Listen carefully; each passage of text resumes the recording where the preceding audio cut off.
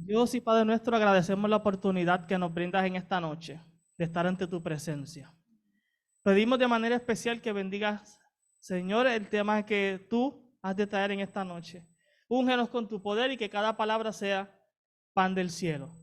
Que podamos escuchar tu voz y sobre todo, oh Dios, que bendigas cada persona que está presente de manera física o presente a través de las redes, Señor.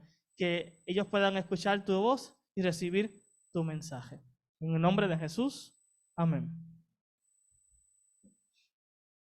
Bueno, ahora sí, me quito la mascarilla, que estoy solito arriba. El tema que compete a la noche de hoy es la continuación al tema del mes anterior, ¿verdad? El mes anterior estábamos hablando sobre las cortinas que formaban, ¿qué cosa? El tabernáculo, ¿verdad?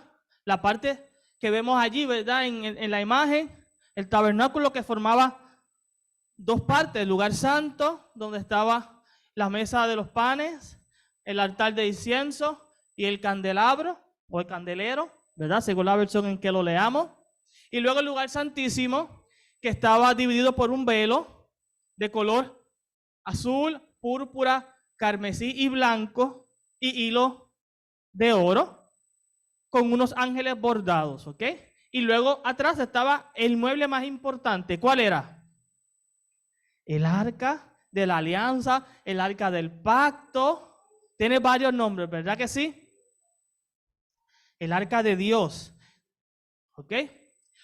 Hoy el tema es las tres puertas. Y usted dirá, ¿por qué tres puertas si el santuario tenía un solo lugar por donde entrar? Bueno, la realidad es que vamos a ver que aunque era una sola manera de entrar, el santuario tenía tres puertas o lo que nosotros llamamos tres velos en el atrio, la entrada al lugar santo y la entrada al lugar santísimo. Y estos tres velos tienen un significado parecido, vamos a ver, pero cada uno tiene un mensaje diferente, porque aunque los colores, sus formas son parecidas, sus mensajes son diferentes. Pero antes vamos a comenzar con un resumen de lo que dijimos las veces anteriores para que podamos caer en cuenta, ¿verdad? Y no entremos de lleno al mensaje sin poder refrescar nuestra memoria. Próxima.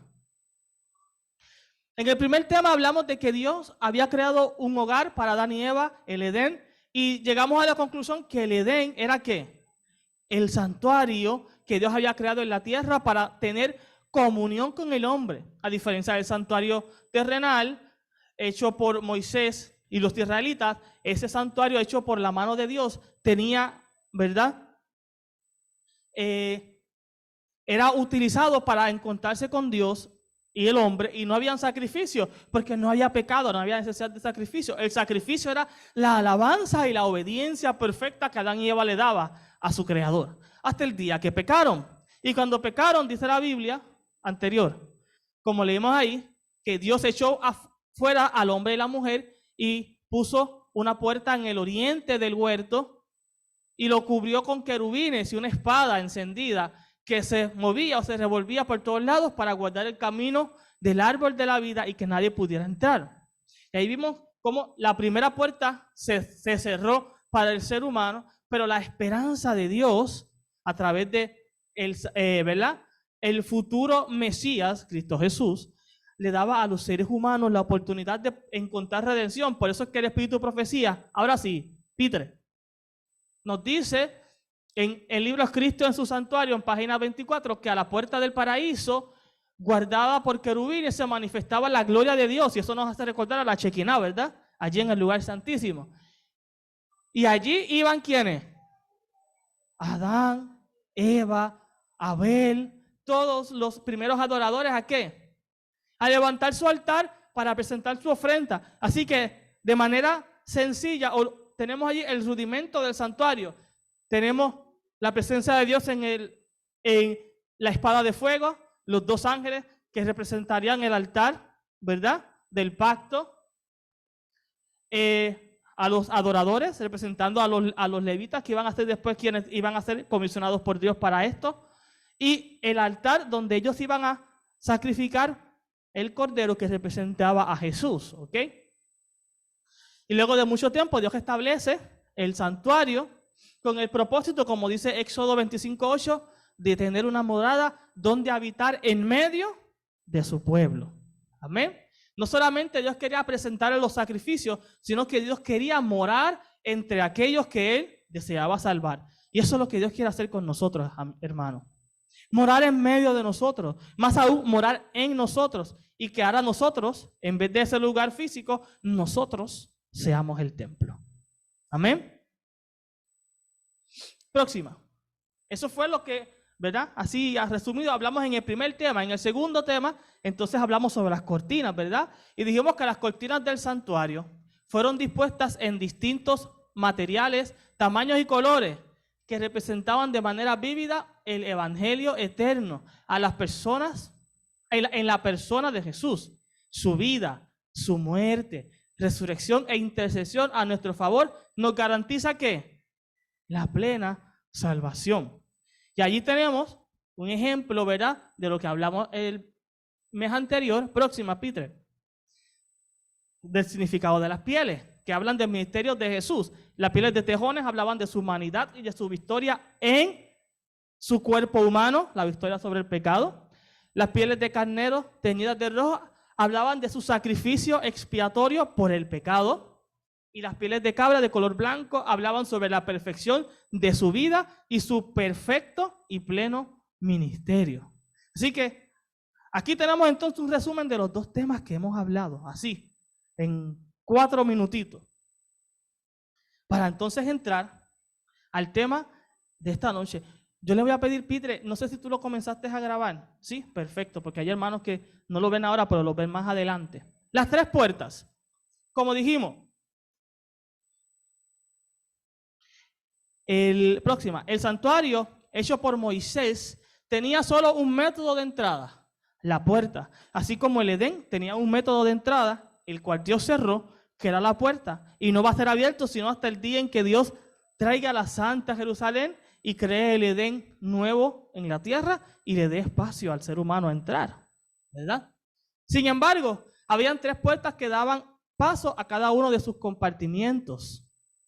Cada puerta tiene un propósito y un símbolo particular, aunque se relacionan entre sí. Pues las 3 estaban confeccionadas como de diferentes tipos de hilos que conformaban 3 velos parecidos. Los 3 velos, desde el velo del atrio, el de la entrada al lugar santo y el lugar santísimo, tenían los mismos colores. Cada uno de ellos, con sus colores, nos revelan un aspecto de cómo Dios quiere relacionarse con sus hijos. Así como las telas del santuario representaban a Jesús y su ministerio en la tierra y luego al ascender al cielo, los colores de las puertas representan la manera en que Dios quiere relacionarse con cada uno de nosotros. ¿Y cómo es que Dios quiere relacionarse con cada uno de nosotros? ¿A través de quién? A través de Jesús. A través de Jesús es como nosotros llegamos al Padre, ¿verdad que sí? Recordamos, por ejemplo, uno de los versos más famosos de Jesús que se encuentra en Juan 14:6, que dice: yo soy el camino y nadie viene al Padre si no es por mí, ¿verdad? O quizás otro verso, Juan 10:7-9, donde dice: yo soy la puerta de las ovejas, el que entra a través de mí recibirá vida eterna y comerá de la bendición o de los pastos, recordando allá el Salmo 23, Jehová es mi pastor y nada me faltará, ¿verdad? Y también Romanos 5:2, donde dice que Él es la entrada a la gracia y la fe. Por medio de Jesús recibimos gracia para con Dios y fe para ser aceptos en el cielo. Qué hermoso, ¿verdad? Jesús es la representación de las 3 puertas. En cada una de ellas hay un aspecto que habla sobre cómo Jesús nos ayuda a relacionarnos con el Padre. Cómo es que Jesús abre esa puerta que nuestro pecado cerró. Porque la realidad es que tú y yo no tenemos acceso al Padre, si no es por medio de ¿quién? Por medio de Jesús. Si Jesús nunca hubiera venido a esta tierra, ¿nuestras oraciones tendrían sentido? No, no tendrían sentido, porque Jesús es ¿qué? Es que recibe las oraciones y a través de Él es que llegan al Padre. Claro, también allí, más adelante lo vamos a ver, está incluido el ministerio del Espíritu Santo, quien nos enseña y nos ayuda a orar para que nuestra oración pueda llegar perfecta ante Jesús, quien la presenta al Padre, y de esa manera somos escuchados. Qué bonito, ¿verdad? Cómo Dios hace ese relevo entre la tierra y el cielo. Podemos recordar las palabras de Jesús en Juan, cuando habló con Nicodemo y le dijo que él era la puerta, que él era la escalera al cielo, y que por él subían y descendían, o subirían y descenderían ángeles, haciendo una alusión clara al velo que dividía el lugar santo y santísimo, donde se encontraban los ángeles en forma ascendente y en forma descendente, representando la oración y recordando aquel sueño de Jacob, de aquella escalera que unía al cielo con la tierra, al cielo porque Jesús es Dios, y a la tierra porque Jesús es hombre. Y esa escalera es una representación de Jesús, Juan 10:10. Así que todas estas cosas que Jesús habló en su ministerio, hablando de que Él era la entrada al cielo, va unida al tema del santuario y al tema de la restauración del ser humano a la conexión con el Padre. Por eso Efesios 2:18 nos dice, porque por medio de Él, ¿quién es Él? Cristo. Porque por medio de Cristo, los unos y los otros. ¿Quiénes serán esos, los unos y los otros? Ese texto es interesante. Pablo está hablando allí de aquellos que son judíos y de los que son gentiles. O sea, no hay diferencia entre los que estamos aquí sentados y conocemos y los que están afuera y todavía no conocen. Hay un espacio para todos. Amén. Hay entrada suficiente en Jesús para todo ser humano. No importa en qué lugar tú vivas, no importa cuál sea tu capacidad mental, económica, tu estrato social, hay entrada en Jesús para todos. Porque por medio de Él, los unos y los otros, tenemos entrada por un mismo espíritu. Como les decía ahorita, el espíritu trabaja también de manera intensa para que nuestra conexión al cielo sea perfecta. Por un mismo espíritu, ¿a quién? Al Padre. Y esa imagen a mí me encanta porque allí hay una representación del Padre sentado, Jesús frente al trono y la hueste de aquellos que han de ser redimidos siendo presentados al Padre. Pero también me recuerda que aunque físicamente tú y yo no podemos llegar, esa imagen me recuerda que hay alguien que allí me representa, que se llama Jesús. Y puedo pensar, como dice Pablo, ir al trono de la gracia con plena confianza, sabiendo que soy escuchado. Amén. Ahora, no podemos hablar de la puerta o ninguna de las tres puertas si primero no hablamos del atrio. Porque las puertas no están sostenidas o no están puestas en el vacío. Yo no pongo una puerta en el medio del desierto sin que haya paredes alrededor de la puerta, porque la puerta tiene el propósito de darme acceso a un lugar restringido. Las casas tienen puertas porque de esa manera entramos a los recintos, ¿verdad? Los carros tienen puertas porque esa es la manera para entrar al vehículo, etcétera, etcétera, ¿verdad? Así que antes de hablar de la puerta, tenemos que hablar de aquel recinto del cual la primera puerta nos da acceso, y es el atrio. La tienda del tabernáculo, dice allí, estaba rodeada por un área abierta llamada el atrio, ¿ok? El atrio estaba cubierto por cortinas blancas de lino torcido. Estas cortinas estaban sostenidas por columnas con basas de bronce y capiteles ¿de qué? De plata. Así que allí también vamos a hablar de esos símbolos, de los símbolos que tienen las columnas, ¿ok? Y del atrio. Y allí vemos, mira, Ana, allí tenemos, Ana me trajo ahorita una imagen hermosa del santuario próxima. Y ahí yo hice un croquis de cómo estaban establecidas las tribus alrededor del atrio y el orden que tenía Dios, ¿verdad? Fíjense que estaban todas las tribus, al frente estaban la tribu de Judá, ¿verdad? Frente a la entrada, junto a Isaacar y Zabulón. A los lados estaban Neftalí, Dan, Aser, Gad, Rubén y Simeón. Y el lado postrero, la parte de atrás, estaba Benjamín, Efraín y Manasés, que eran los representantes de la tribu de José, ¿verdad? José estaba dividido en dos tribus, Efraín y Manasés. Es interesante que la orden en que están puestos son precisamente entre los hermanos por sus madres. En la parte de atrás, ¿quiénes están? Benjamín, Efraín y Manasés, que representan a José. Al frente está Judá, Zabulón e Isaacar. A los lados está Gad, Rubén y Simeón. Y a los otros lados está Dan, Neftalí y Aser, que son los hijos de las concubinas de Jacob. Que se me escapan el nombre, si me los dicen, Bila y Silpa. Correcto. Y las de al frente, obviamente, son los hijos de Lea, ¿verdad? Ahora, en el centro estaba la tribu de los levitas, que estaba esparcida en el centro. Al frente estaba Aarón y Moisés con todos los, ¿verdad?, los descendientes de Aarón y de Moisés. A los lados estaba Merari y Coat, que eran los dos hijos de Leví. Y por último, el tercer hijo de Leví, Gersón. Esos tres, Merari, Gersón y Coat, son los tres hijos que tuvo Leví. Y estaban organizados en esta forma, y ellos eran los que administraban el servicio del santuario. Y alrededor entonces estaba el atrio, el santuario, el lavacro y el altar de sacrificio. Lo primero que vemos es el orden de nuestro Dios. Y eso nos habla, antes de empezar a hablar de las cortinas, nos hablan de un Dios perfecto. De cuán perfecto es nuestro Dios. Y nos va dando una idea de lo que nos quiere hablar las cortinas. Porque el color blanco, ¿qué representa en la Biblia? La pureza, pero también representa la perfección. Y ahí vemos un ejemplo claro de nuestro Dios, cuán perfecto y pulcro era, incluso en la organización de cómo debían estar ellos en el desierto. ¿Ok?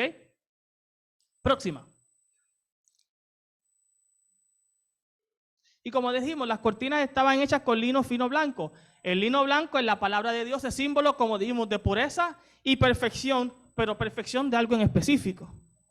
Perfección de nuestro carácter. Como dice ahí Apocalipsis 19:8, y lo puse en esta versión porque me encanta cómo suena en esta versión. Mira cómo dice.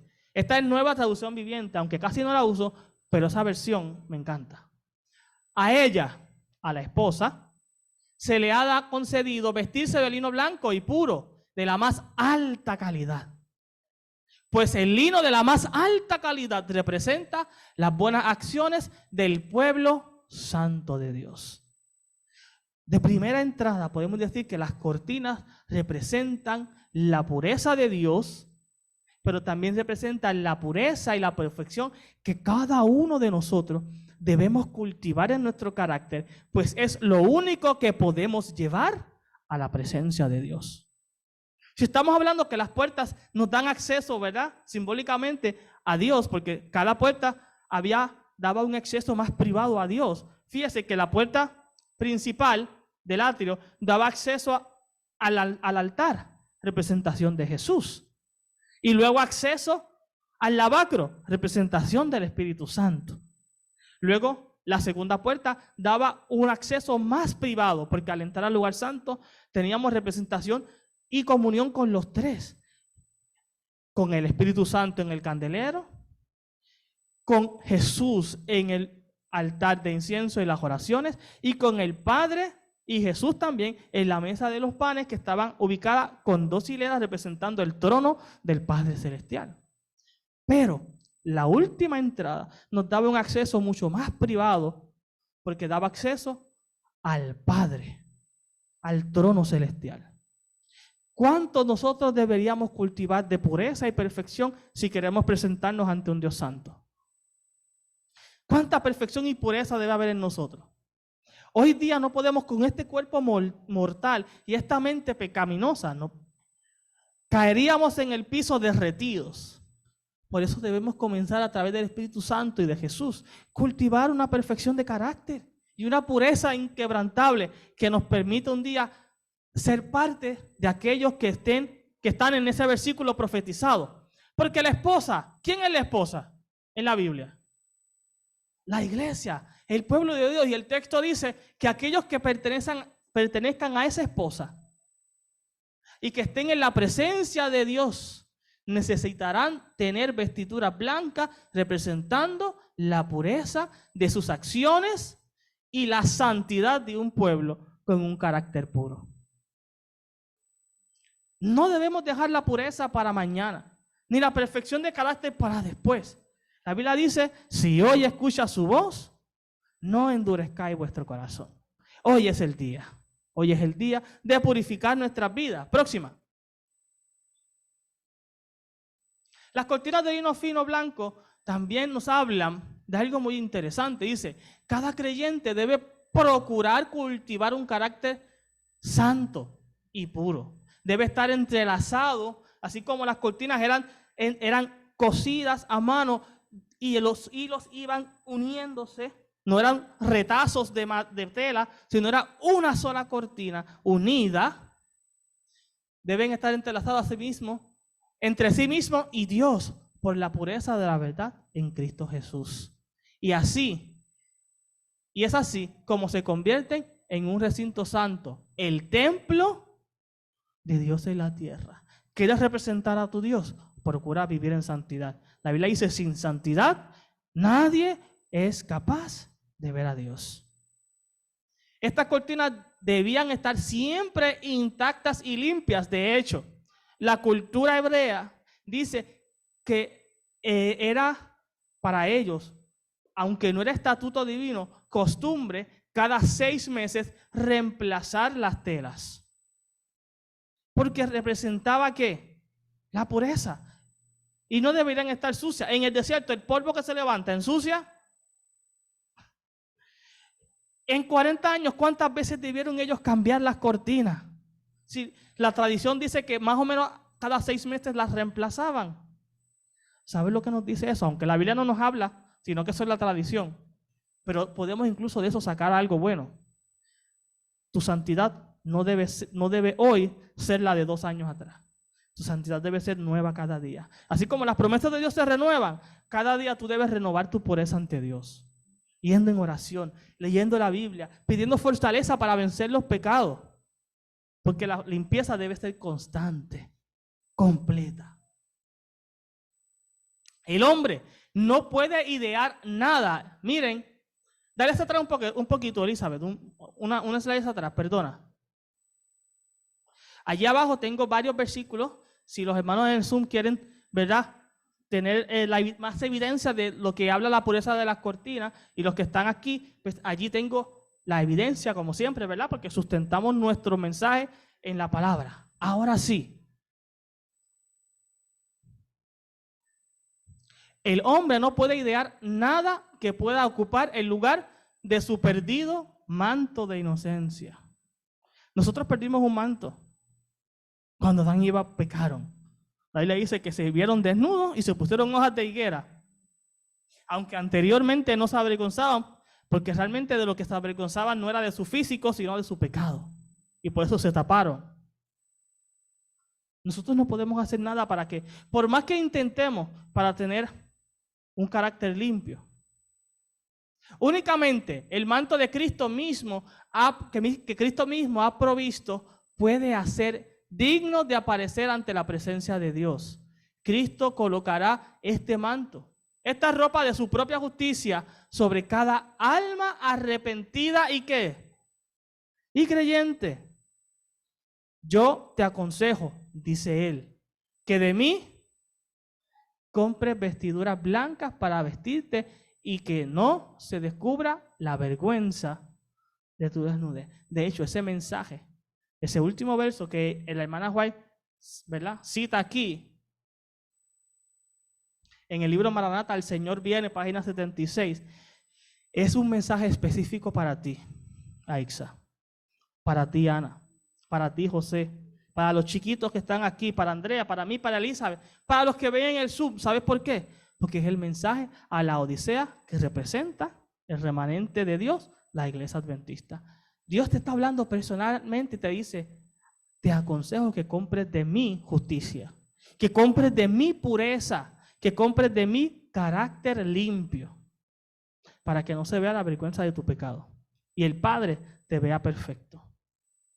Así como el atrio estaba rodeado con esas cortinas perfectas y limpias que representaban que aquel lugar emanaba santidad y perfección, así nuestra vida debe reflejar perfección. Fíjese que cuando salía el sol, porque el sol y vamos a verlo después más adelante, estaba ubicado el santuario de tal manera que el sol no salía de frente al altar, sino que salía de espaldas al altar. Y cuando ese sol subía, esas cortinas resplandecían ese color blanco intenso, glorioso, representando la pureza de aquel lugar. Tu vida y la mía debe ser así como ese santuario, como ese atrio, que cuando los demás nos vean, no a nosotros, vean a Jesús, y que la pureza que irradia de nosotros sea la pureza de Jesús, que cuando te vean, vean a Cristo en ti. Amén. Próxima.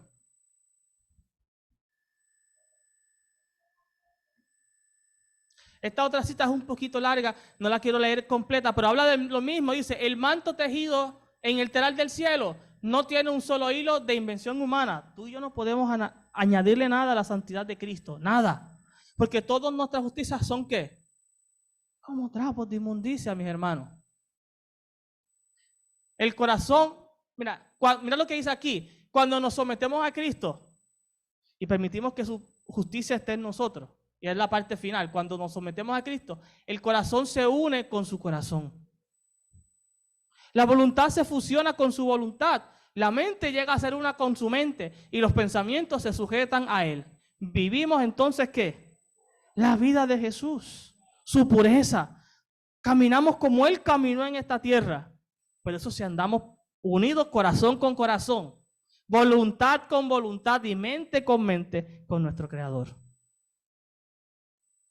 Entonces cuando el Señor nos contempla, Él ve no el vestido de hojas de higuera, no la desnudez y deformidad del pecado, sino su propia ropa de justicia. ¿Podemos darle gloria a Dios por esto? Claro que sí. Fíjense que no hemos entrado a ni uno de los muebles y ya estamos disfrutando de cómo debemos vivir y cómo Dios nos pide que nos relacionemos con Él antes de llegar a las moradas celestiales. Y eso nada más estaba en la sencillez de la tela blanca que rodeaba el santuario. Próxima. Estas cortinas también reflejan la atmósfera del cielo, donde todo es pureza y perfección y pureza, al lugar donde tú y yo queremos ir. Es un lugar de santidad. Yo no voy a aprender a vivir en santidad allá, yo tengo que aprenderlo aquí. Hay que empezar a vivir el cielo aquí, para que cuando lleguemos allá podamos disfrutar de lo que aquí empezamos a vivir. Así como lo hizo Enoc, que vivió tan pegado con Dios y en una pureza intacta que Dios un día dijo, vámonos para casa. No vas a comer hoy en tu casa, vamos a comer en la mía hoy. Qué lindo, ¿verdad? Así como un día Elías cruzó el Jordán y Dios le dijo, ¿sabes qué? Te has sacrificado tanto por mí, por tener un carácter santo y alejarte de la idolatría, que te quiero en casa. Móntate en el carro que nos vamos. ¿Te gustaría tener esa experiencia? Tenemos que empezar a vivir el cielo aquí. ¿Ok? Efesios 5, 26 al 27 dice, y se entregó, hablando de Jesús, y se entregó a sí mismo, próxima, y se entregó a sí mismo por ella, por su iglesia, para santificarla, limpiándola en el lavacro del agua. ¿A qué referencia está haciendo? ¿A qué lugar? Al atrio, porque el lavacro, ¿dónde estaba?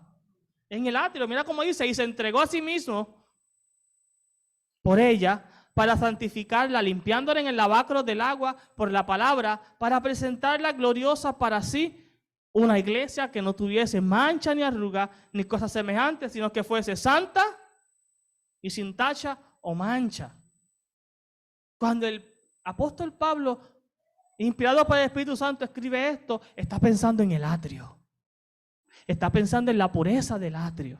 Está pensando en las cortinas limpias y blancas, conectándolas con la acción de Jesús, quien purifica nuestro corazón. Recuerden lo que yo les dije el primer día que empezamos. El santuario está en todas las páginas de la Biblia. En todas. Si buscamos con cuidado nos vamos a dar cuenta. Por eso es que esta iglesia tiene como eje central la teología del santuario. No es por capricho, ni es porque nos guste hacer algo distinto, no. Es porque Dios nos lo ha revelado, porque allí se encuentra su plan de salvación. Próxima. Esta sí la voy a leer completa porque me fascina. Aquella multitud triunfante, con cantos de victoria, coronas y arpas, ha pasado por el horno de fuego, como dice nuestra lección de este trimestre, de la aflicción terrena cuando estaba caldeado y ardía intensamente. Vienen de la miseria, el hambre y la tortura, de la abnegación profunda y los amargos desengaños. Todo lo que sufrimos en esta tierra. Pero a pesar de todo, ¿qué pasa? Miradlo ahora, dice ella, como vencedores. Amén. No ya pobres, ni apenados, ni afligidos y odiados de todos por causa de Cristo. Contemplad sus atavíos, sus ropas, blancos y resplandecientes. Aquí otra vez una alusión al santuario, al atrio, ¿verdad? A la pureza. Más precioso que cualquier vestido real. Y me encanta la última parte. Dice, mirad por fe sus coronas, la que tú y yo tendremos un día. Ah, José. Mirad por fe sus coronas, adornadas con piedras preciosas. Nunca una diadema semejante a aquella que Dios nos dará engalanó la frente de ningún monarca terreno. Nuestras coronas van a ser de más excelencia que las coronas más caras que ha portado cualquier rey en este mundo. Y nada más pensemos en la corona de la reina Isabel, por decir una, que está valorada en casi en $800,500, algo así, hoy día. No se asemeja a aquella corona que ganarán aquellos que tengan una vida limpia y santa. Pero tenemos que empezar hoy, ¿verdad, Ixa? A hermanos que nos ven a través del Zoom, tenemos que empezar hoy a pedirle a Cristo que nos quite el pecado, que nos dé una fuerza de voluntad para abandonar los pecados acariciados y rescatar una vida de pureza santa y conectada al cielo. Próxima. Por eso nos dice que nuestra obra es esforzarnos para alcanzar en nuestra esfera de acción la perfección que Cristo en su vida terrenal alcanzó en cada esfera del carácter. No es solamente pedirle a Cristo, es esforzarte. Es levantarte a orar cada mañana. Es leer la Biblia y la lección diariamente. Es conectarte en alabanza correcta con Cristo. Es alimentarte bien, vestirte bien, vivir como Cristo vivió. Dice, nuestra obra es esforzarnos para alcanzar en nuestra esfera de acción, en lo que nosotros podamos aportar. Nosotros podemos aportar con nuestro libre albedrío, entregándole la vida a Cristo. Podemos aportar con el esfuerzo de la oración a que nuestra vida sea santificada. En todas las cosas hemos de esforzarnos para honrar a Dios en el carácter. Esto no es un capricho, es una orden divina. Debemos esforzarnos por tener un carácter como el de Jesús. Al no alcanzar día tras día los requerimientos divinos, estamos poniendo en peligro la salvación de nuestra propia alma. Así que hoy es el día en que tú puedes trabajar para que tu vida sea purificada. Pero esas cortinas no estaban solas allí, ¿verdad? Estaban levantadas ¿por qué? Por columnas. Habían unas columnas que levantaban esas cortinas y las dejaban erguidas, derechas, para que resplandecieran su blanco color y pudieran ser vistas por todo el pueblo. ¿Qué representan esas columnas? Próximo. Allí vemos el versículo que nos habla de las columnas, Éxodo 29 al 10. Asimismo, harás el atrio del tabernáculo al lado meridional, al sur. Tendrán el atrio cortinas de lino torcido de 100 codos de longitud para un lado. Sus 20 columnas y sus 20 basas serán de bronce. Los capiteles de las columnas y sus molduras de plata. Y usted dirá, ¿por qué Dios utilizó dos tipos de material diferentes? Plata y bronce. Próximo. Ahí den el ejemplo. ¿Ok? Algunos creen que en realidad las columnas eran de madera de acacia y estaban entonces cubiertas con planchas de bronce, pero el texto nos dice que eran de bronce. No hay una seguridad si es que eran completas de bronce o estaban enchapadas en bronce, pero la realidad era que lo que se veía en el exterior de la columna era bronce junto con la base, pero el capitel era de un color distinto, Ana, de un material diferente, era de plata. ¿Por qué Dios hizo esto? ¿Tendrá un significado? Claro que sí. Como todo lo que hemos visto tiene un significado, eso también. ¿Y cuál es? Próxima. Antes de ir al significado tenemos que entender para qué sirven las columnas. Las columnas son utilizadas para sostener o mantener en pie una edificación. Si este edificio, José, no tuviera columnas, ¿qué sucedería? Se desplomaría, se caería. Así que ya de antemano sabemos que si las cortinas significan pureza y perfección y las columnas mantenían la cortina, las columnas nos van a hablar de cómo poder mantener la pureza y la justicia en un mundo lleno de pecado y suciedad espiritual. Vivimos en un mundo de pecado que nos asedia, de tentaciones, ¿verdad que sí? Pero así como Cristo pudo sostenerse en pie como una columna, nos invita hoy que nos mantengamos de pie, prestando atención al cielo para mantener nuestra pureza. De ahí que se cataloga a los hijos de Dios que sostienen la verdad del cielo a través de sus obras puras, y ellos son conocidos como columnas de verdad. Tú y yo somos columnas de verdad en este mundo. La pregunta es, ¿eso se cumple en nosotros?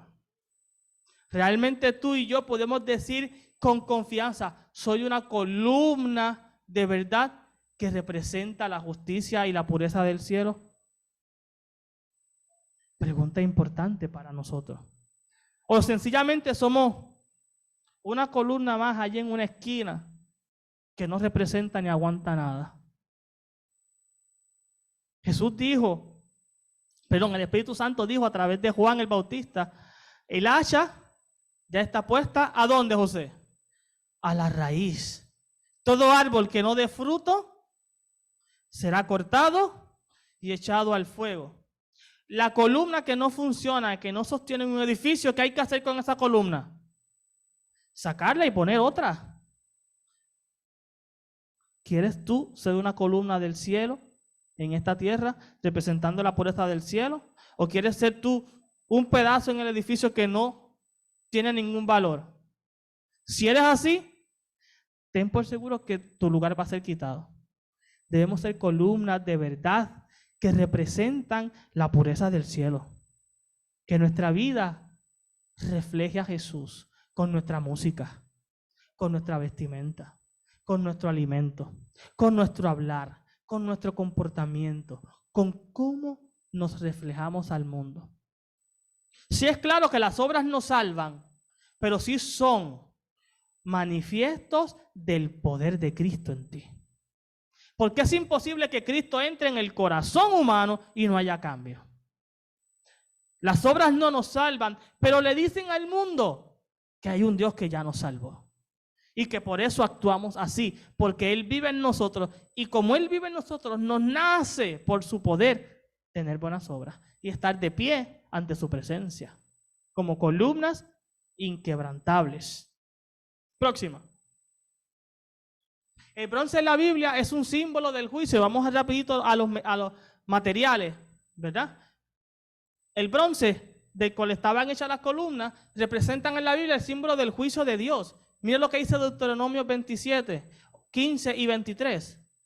Pero acontecerá, si no oyeres la voz de Jehová tu Dios para procurar cumplir todos sus mandamientos y sus estatutos, que yo te intimo hoy, que vendrán sobre ti todas estas maldiciones, dice el verso 15. Y una de esas maldiciones, mira qué interesante, el verso 23. Y los cielos que están sobre tu cabeza serán ¿de qué? De bronce. Y la tierra que está debajo de ti, ¿de qué? de hierro, refiriéndose a que Dios cerrará los cielos y no enviará agua, como pasó en el tiempo de Elías. ¿Elías era una columna de verdad en su tiempo? Sí, Elías le dijo al rey lo que estaba haciendo mal y lo que el pueblo estaba haciendo mal. ¿Y que el rey dijo? No. Y Elías le dijo, ¿sabes qué? Porque ustedes no quieren volverse a Dios, Dios cerrará los cielos, cumpliendo la promesa que le hizo a través de Moisés. Convertirá el cielo como bronce. Mira, el bronce es un metal fuerte. Y no caerá agua por 3 años y medio, le dijo Elías. ¿Se cumplió? Se cumplió. Ni una gota cayó en 3 años y medio. El bronce habla del juicio de Dios. Hermano, tú y yo somos un pueblo que estamos en la época del juicio. ¿Será que cuando Dios nos pruebe como a bronce, saldremos airosos en el juicio divino? Espero en el poder del cielo que sí. Que sí salgamos airosos por el poder del Espíritu Santo y la gracia de Dios. Hay otro texto que quizás nos recuerda o nos hace más alusión, ¿verdad? Y nos conecta a esto que estamos hablando. Y me volví, dice Juan, para ver la voz que hablaba conmigo. Y vuelto vi 7 candeleros. ¿Qué lugar era ese? El lugar santo. 7 candeleros de oro, y en medio de los 7 candeleros a uno semejante al Hijo del Hombre, vestido de una ropa que llegaba hasta los pies y ceñido por el pecho con un cinto de oro. Su cabeza y sus cabellos eran blancos como blanca lana y como nieve, sus ojos como llamas de fuego y sus pies semejantes al ¿qué, Aiza? Ahí está otra vez la alusión del bronce. Al bronce bruñido, allí está Jesús en el lugar santo, como juez, o como próximo juez, como próximo juez. Porque allí estaba primero intercediendo, pero prontamente iba a entrar al lugar santo a hacer tu trabajo de juicio. Y su voz como estruendo de muchas aguas, tenía en su diestra 7 estrellas, de su boca salió una espada aguda de 2 filos, y su rostro era como el sol cuando resplandece en su fuerza. Y allí es una alusión clara a que Jesús, columna de verdad, vestido de blanco completo, como el atrio, con pies de bronce, como las columnas, representa la pureza y el juicio del cielo en las vidas de aquellos que quieren mantenerse solos o exclusivos para Dios. En esa visión, Juan está viendo también el atrio, en las ropas blancas de Jesús y en sus pies como bronce bruñido. Y allí abajo tengo más versos que refuerzan este punto de que el bronce habla sobre el juicio que Dios hará para ver si tú y yo estamos perfectos y puros y podemos entrar a las mansiones celestiales. Próxima. Pero hay un material más, que era ¿qué? La plata, que es un metal un poco superior al bronce, ¿verdad? Hermano, la plata en la Biblia es considerada como símbolo de purificación. Isaías 48:10 dice, he aquí te he purificado, pero no como a qué. Como a plata. La plata era uno de los metales que cuando eran pulidos eran de los más puros y más caros. Dice, pero yo te he purificado más allá que la plata, porque te he probado en el crisol y he probado que tú eres santo. No porque tú tienes fuerza, sino porque te has agarrado de mí como Jacob y no me has soltado. Y me has pedido, no te soltaré hasta que me bendigas y me hagas santo y puro como Jesús. Esa debe ser tu oración. Allá hay más versículos que hablan sobre eso. Así que el bronce representa el juicio que se hará sobre los santos que viven una vida pura. Y esos santos serán hallados santos como dice el símbolo de la plata, porque hemos sido purificados por Cristo en el crisol de las aflicciones y hemos sido hallados justos delante del Padre. Próxima. Ya estamos terminando. Y se dieron cuenta que no pudimos entrar a las cortinas, ¿verdad? Yo creo que vamos a tener que dejar esa parte para el próximo vez y entonces extenderlo a una tercera sección. Dice, la plata siempre se refiere a Cristo, porque la Biblia declara que el precio de rescate en el Antiguo Testamento era un ciclo de ¿qué? Esa era la cantidad que se daba para rescatar a las personas o los animales perdidos en el tiempo de Israel. Significa que la plata aparece no solo representando la purificación, acto que hace Cristo, sino que apuntaba a la redención en Cristo Jesús. Porque tú y yo somos redimidos por Él y somos purificados por Él. En el crisol de las aflicciones somos hallados en el juicio que representa el bronce, puros como las cortinas blancas. ¿Ven la relación de todos esos símbolos? En una sola frase. Cristo nos redime y nos purifica para que en el juicio seamos hallados justos y podamos estar en su venida de pie como columnas inmovibles y podamos decir, este es nuestro Dios. Le hemos esperado y Él nos salvará. Qué hermoso mensaje. Qué hermoso mensaje de invitación te hace Dios en esta noche. Necesitas ser purificado por mí para que en el juicio seas hallado justo. No porque tú tienes fuerzas o capacidad alguna, sino porque has permitido que yo te limpie. Próximo. Podemos decir que la naturaleza divina de amor que ofrece perdón, la naturaleza de Dios el Padre, está representada por el oro. Y esto lo vamos a ver más adelante porque el arca del pacto era de oro completa. La redención y la purificación dada por el Hijo está representada en la plata de las columnas.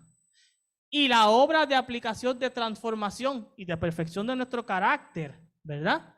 Y de nuestras vidas, hechas por el Espíritu Santo, está representada en el bronce, porque Él es el que nos lleva las oraciones en el juicio para que seamos aceptados por el Padre a través de Jesús. Así que en este símbolo del atrio también tenemos un reflejo del oro, la plata y el bronce como el Padre, el Hijo y el Espíritu Santo, los tres dispuestos a salvarte. Los tres dispuestos a redimirte, los tres dispuestos a llevarte a la Canaán celestial. ¿Lo aceptas? Amén. Aquellos que reciben la justicia de Dios y la pureza de carácter reflejan en su vida y obra el deber y el compromiso tan grande y tan grande honor, sabiendo que su propio nombre está siendo llamado al escrutinio divino y por lo tanto obedecen la ley. El atrio nos hace una invitación a ser puros a través de Cristo, obedeciendo la ley. No para ser salvos, sino porque ya Él nos salvó, nos redimió y nos purificó en el sacrificio. Y por amor obedecemos. La mayor necesidad del mundo es la de hombres que no se vendan ni se compren.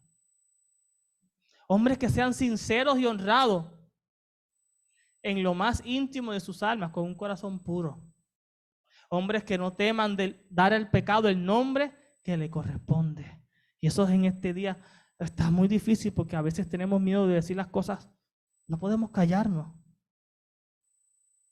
Hombres cuya conciencia sea tan leal al deber como la brújula que Ana al polo. Hombres que se mantengan de parte de la justicia y la pureza, aunque se desplomen los cielos. ¿Quieres ser parte de ese grupo? Hombres y mujeres puros que no se dejen llevar por cualquier viento de doctrinas raras. Que no se dejen ensuciar por el pecado, sino que sean, como dice aquí, y en todo el que tiene esta esperanza puesta en Él, se purifica a sí mismo. Que busquemos la justicia de Dios y la santidad sin la cual nadie verá al Padre. Nuestro deber entonces como creyentes es levantar el estandarte de la verdad al mundo. Como le aconsejó Pablo a Timoteo. Pero en caso que me tarde, te escribo para que sepas cómo debes conducirte. Uno, en la casa de Dios, que es la iglesia del Dios vivo. ¿Y qué otra cosa? Columna y sostén de la verdad. Lo que hablamos ahorita, las columnas sostienen las telas, como la iglesia es columna que sostiene ¿qué? La verdad del cielo. Quiera Dios que estemos dentro de ese grupo. ¿Cuál es el estandarte de la verdad? Y ya entiendo que nos quedan como 3 slides. El estandarte de la verdad número 1 es obedecer e invitar a otros a obedecer los mandamientos de Dios, según Deuteronomio 27, 2 al 6. Vivirlo y enseñarlo. Y también el estandarte de la verdad es levantar la voz sin miedo para denunciar el mal y amonestar para que el corazón de los hombres regrese a Dios, según Jeremías 12, 18.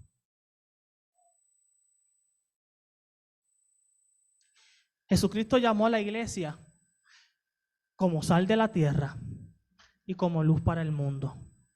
Y no podemos ser sal ni luz si no somos santos y puros. Es imposible. Mateo 5 dice, ustedes son sal de la tierra, pero si la sal se vuelve insípida,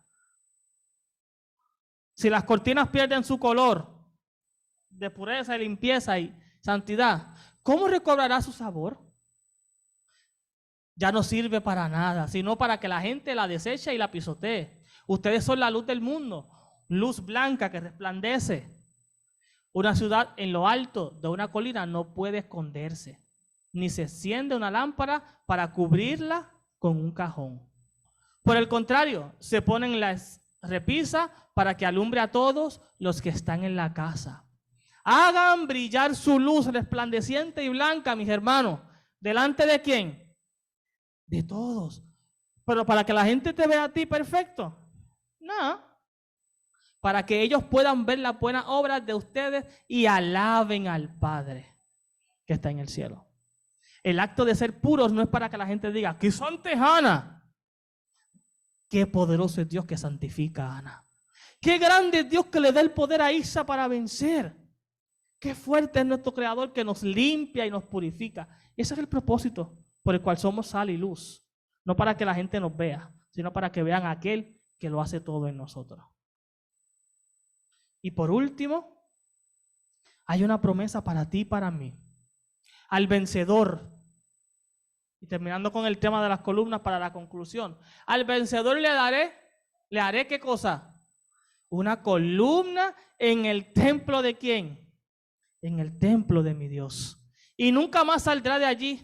Y escribiré sobre él el nombre de mi Dios y el nombre de la ciudad de mi Dios, la nueva Jerusalén, que desciende del cielo de mi Dios, y un nombre nuevo.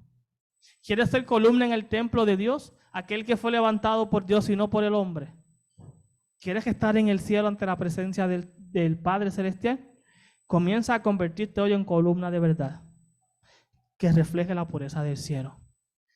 Y termino diciendo, hermano, este mensaje es el mensaje a la iglesia de Filadelfia. ¿Qué hermanos pertenecieron o qué personajes en la historia pertenecieron a la iglesia de Filadelfia? Los precursores de lo que somos nosotros hoy. Porque nosotros somos la iglesia de la Odisea, la que va antes, la que va después de Filadelfia.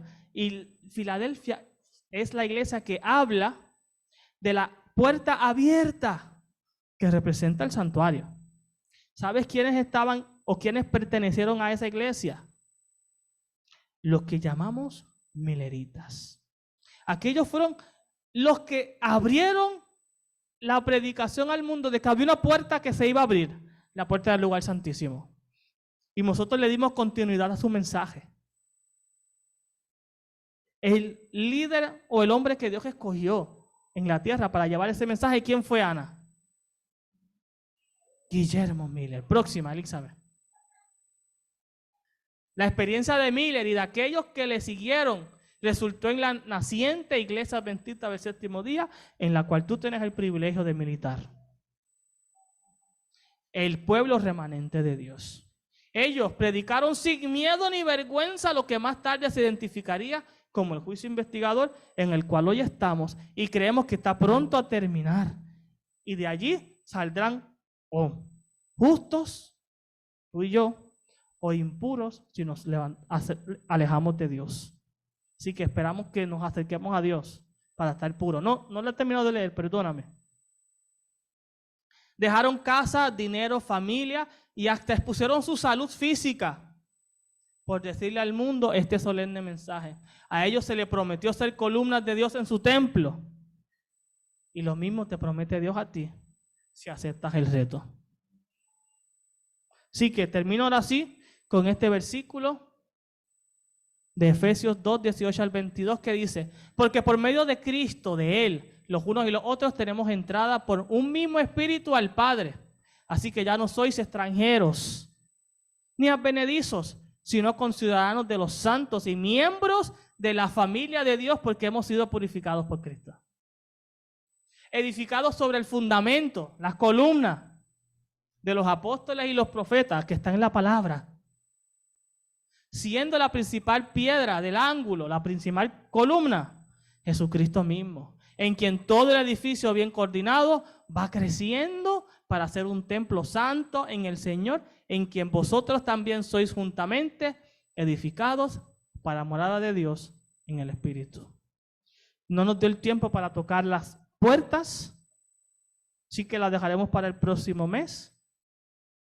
Espero que les haya gustado, que hayan sido edificados en el Señor, tanto los que estamos aquí como los que están en el Zoom. Hermano, Dios quiere hacerte limpio.